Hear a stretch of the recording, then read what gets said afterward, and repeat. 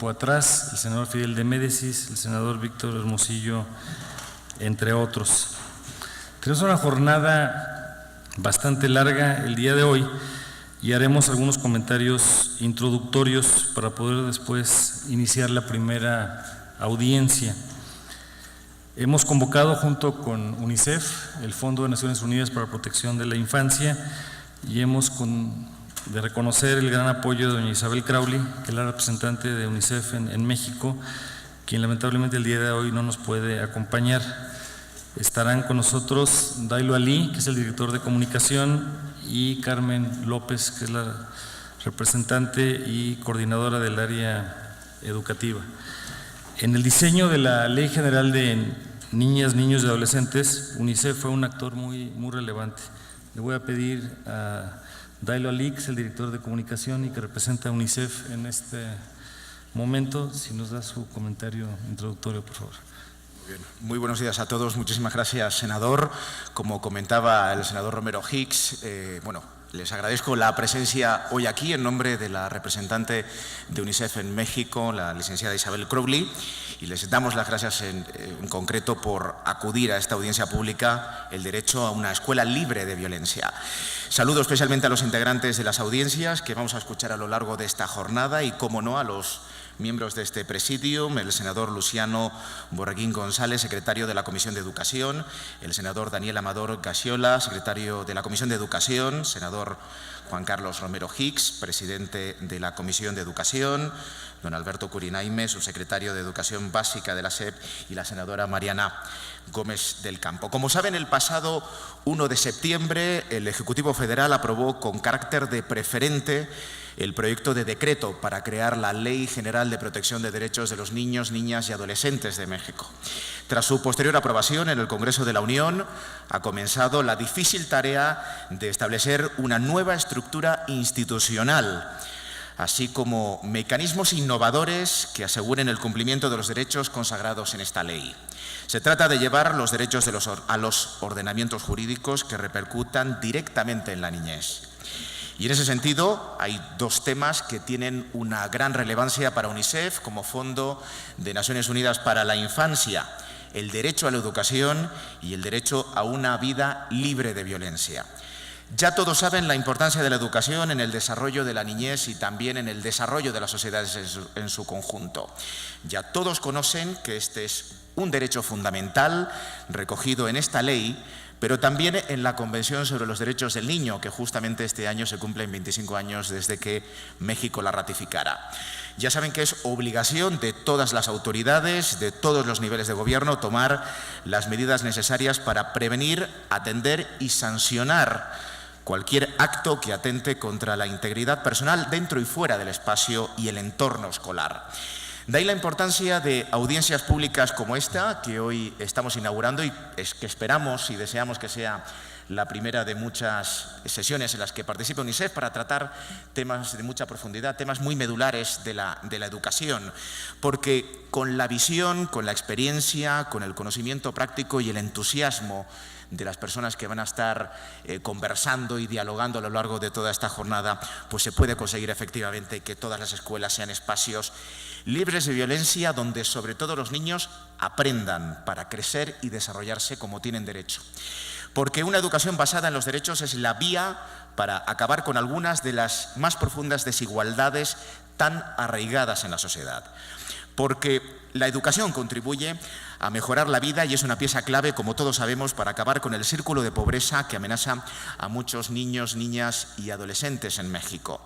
Y porque permite a los niños y niñas adquirir el conocimiento y las aptitudes necesarias para adoptar formas de vida saludables y asumir un papel activo en la toma de decisiones que les van a afectar en el futuro.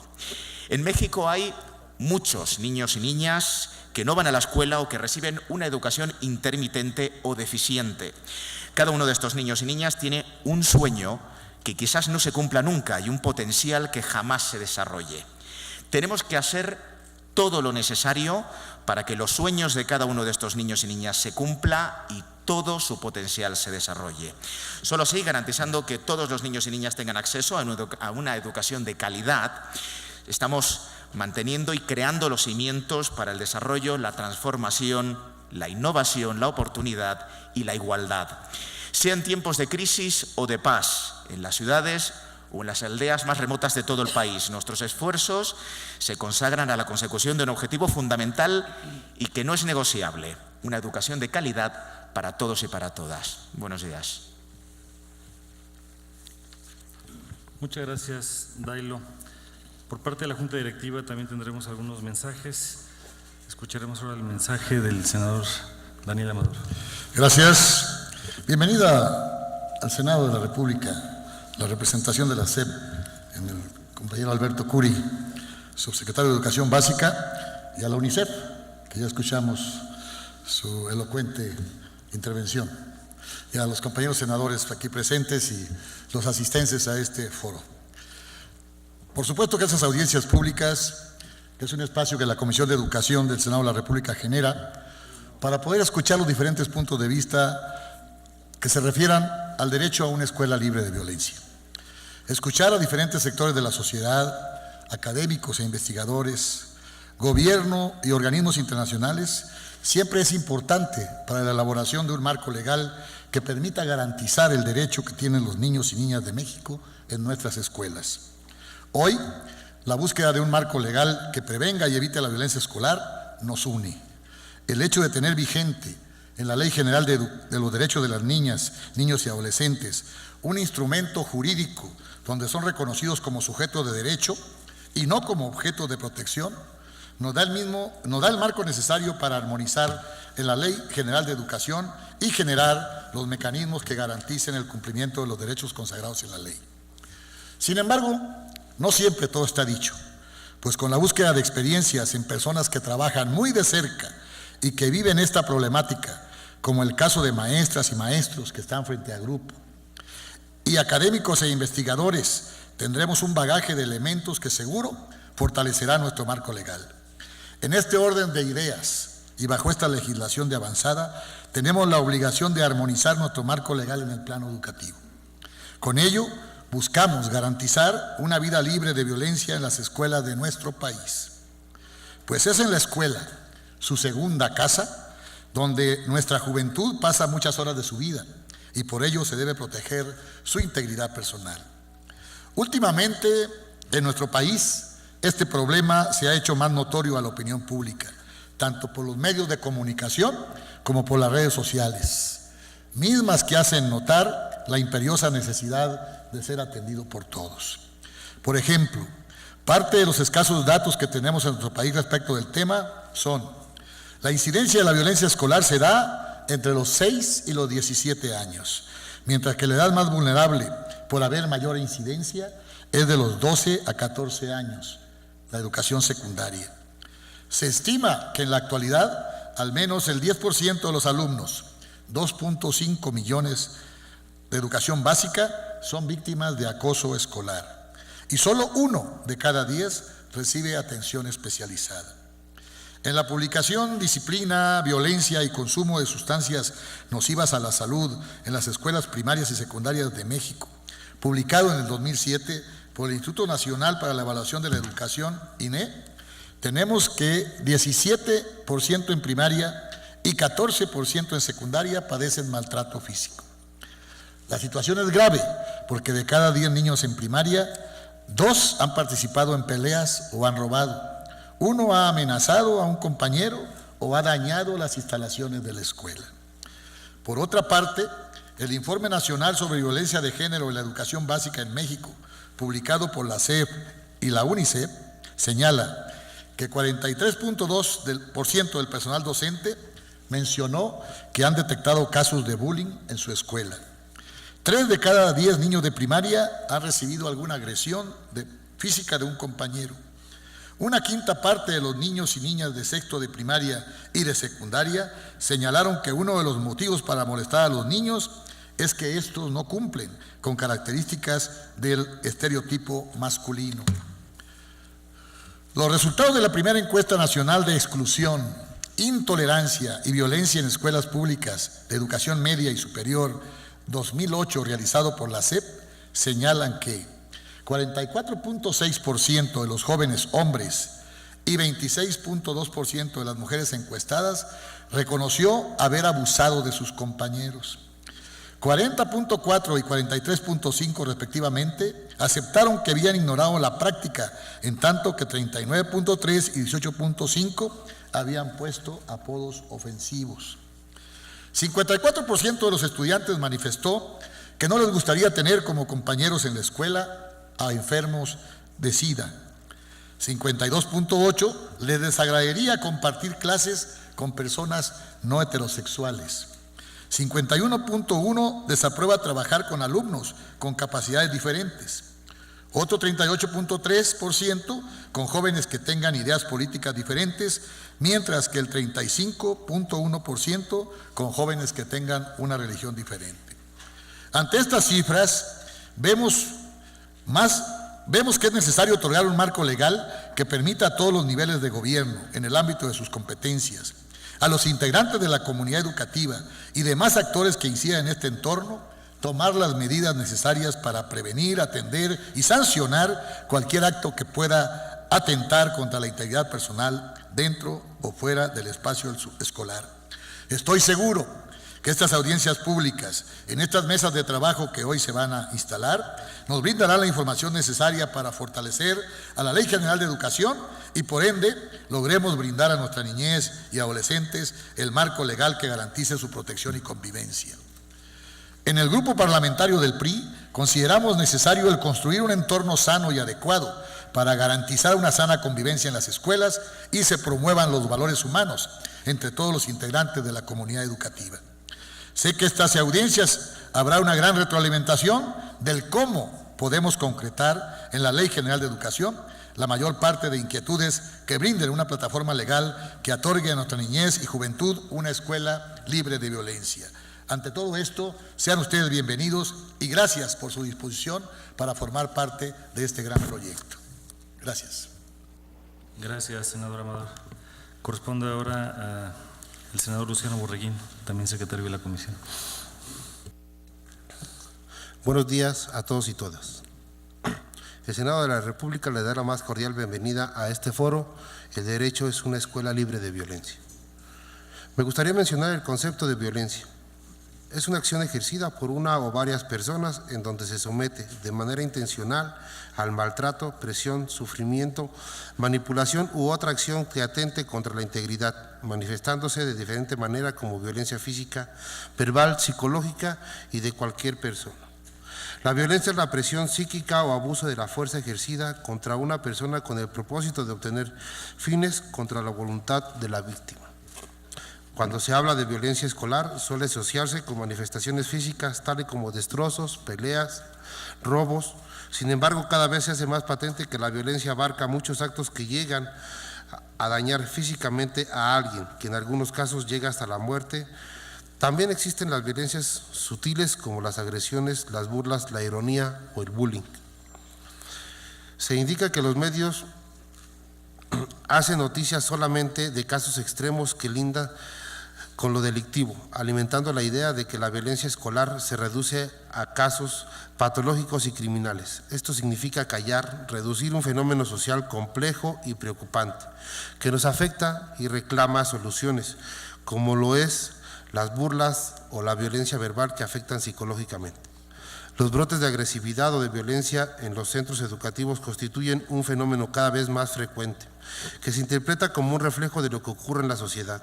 Se señala que las acciones antisociales exhibidas por niños y por adolescentes muestran lo que ocurre en sus entornos y sus causas hay que buscarlas en varios factores sociales, ambientales, relacionales, escolares, familiares y personales. Como se menciona en el artículo 2 de la Ley General de Educación, la educación es un medio fundamental para adquirir, transmitir y acrecentar la cultura. Es un proceso permanente que contribuya al desarrollo del individuo y a la transformación de la sociedad. Dentro de este contexto, la cultura es un transformador social y se refiere a la construcción de un orden legal que se consigue mediante la educación. Es por ello que cualquier individuo tiene derecho como principio rector el acceso a una vida libre de violencia dentro de cualquier esfera donde se desenvuelva.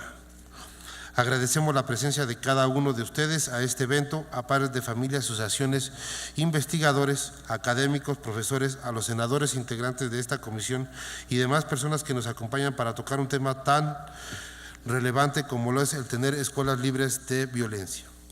Es un compromiso de todos como actores sociales, asegurando espacios de tolerancia, respeto y paz, así como desarrollar instrumentos que coadyuven a construir escuelas libres de violencia, pero sobre todo a construir normas de convivencia entre estudiantes. Gracias.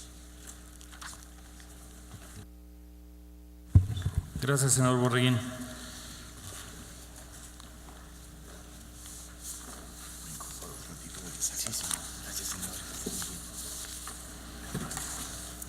Con la aprobación de la Ley General de los Derechos de Niñas, Niños y Adolescentes, se ha reafirmado el compromiso como nación de poner a las niñas, niños y adolescentes al frente, y nuestra apuesta por el mañana también involucra el presente, por la salvaguarda, protección y fortalecimiento de sus derechos.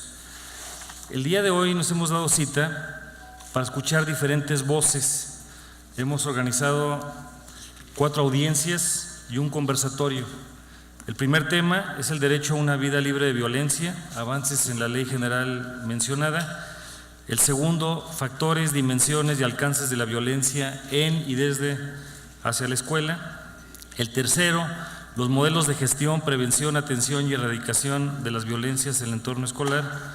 El cuarto, combatir la violencia en el entorno escolar, una responsabilidad compartida. Y un conversatorio entre actores que han tenido experiencias, en algunos casos muy exitosas, para atender la problemática, y finalmente la parte de las conclusiones. Nosotros creemos que cuando uno escucha a los demás corre el riesgo de aprender, y es el riesgo que queremos correr el día de hoy. Aquí hay una combinación de políticas públicas, legislación y rediseño institucional. La comisión tiene más de 20 propuestas que ha venido recogiendo tanto de esta legislatura como de otras, y a partir de la armonización queremos ver qué es lo que puede corresponder principalmente en la óptica de la Ley General de Educación.